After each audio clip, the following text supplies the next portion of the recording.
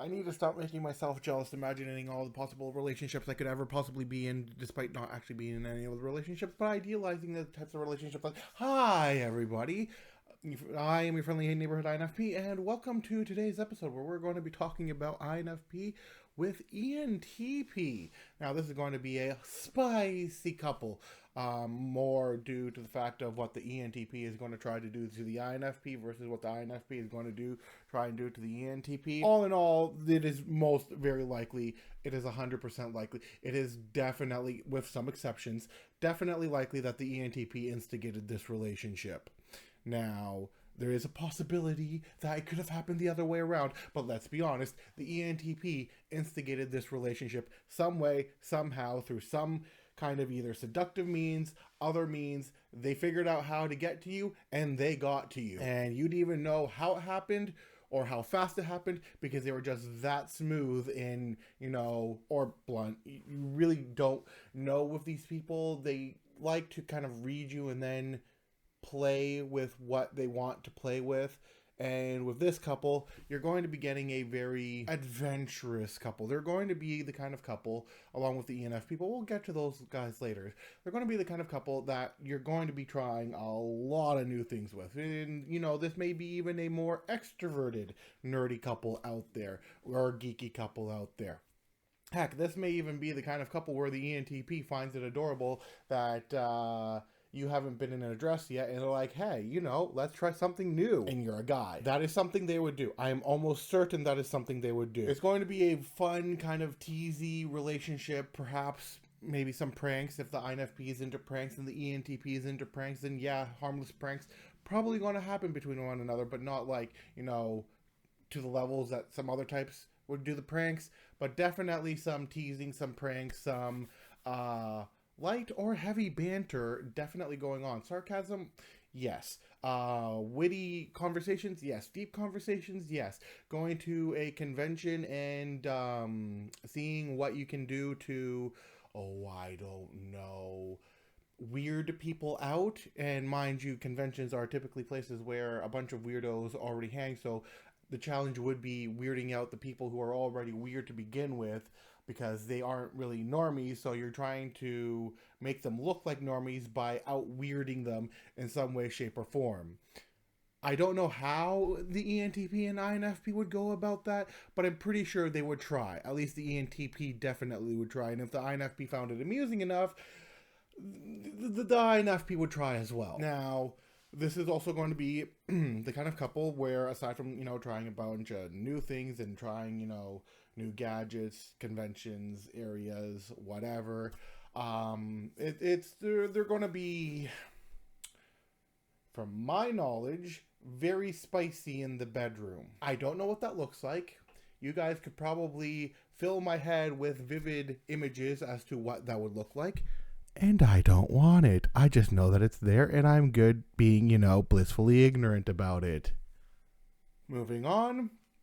This is also, I would imagine that this couple would also be like an INFP found a kitsune from Japanese folklore, and that's the kind of couple you're going to get in. You're dating a trickster, essentially. You are dating a trickster. You're dating a person who sometimes doesn't have an off switch in their tricksteriness, or in their banter, or in their, I want to see what this person, like how this person ticks, and I'm going to push certain buttons because, I find it funny. Now, the INFP, on the other hand, what they're going to be doing is, because ENTPs are one of the more introverted types out there due to their main cognitive function, so, being alone with the INFP, not going to be a problem.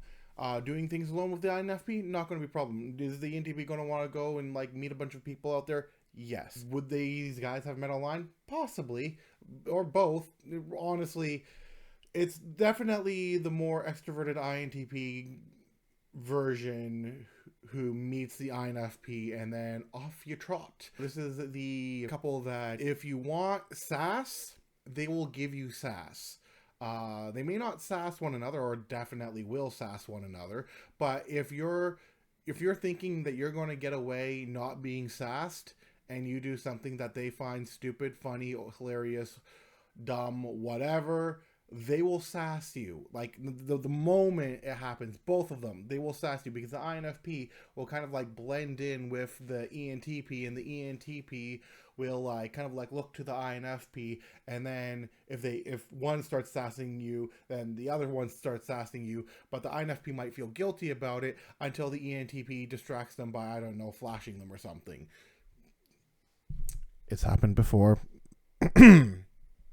Anyways, with that being said, moving on with this couple, this is definitely going to be your couple that is going to be very, shall we say, open to try new things. And it's usually going to be the ENTP who's going to try and bring the INFP out to try those new things. And the INFP is not going to give a lot of resistance, especially if the ENTP knows, and they will know what the INTP is interested in, or INFP is interested in this case.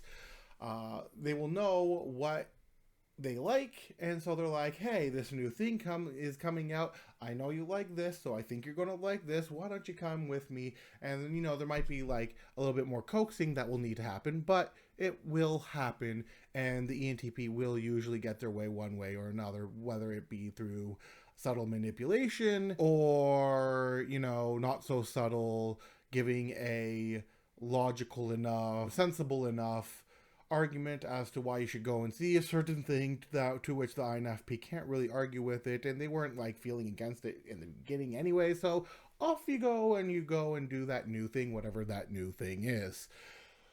Moving on, we also have the INFP who is going to give the ENTP interesting conversations to talk about.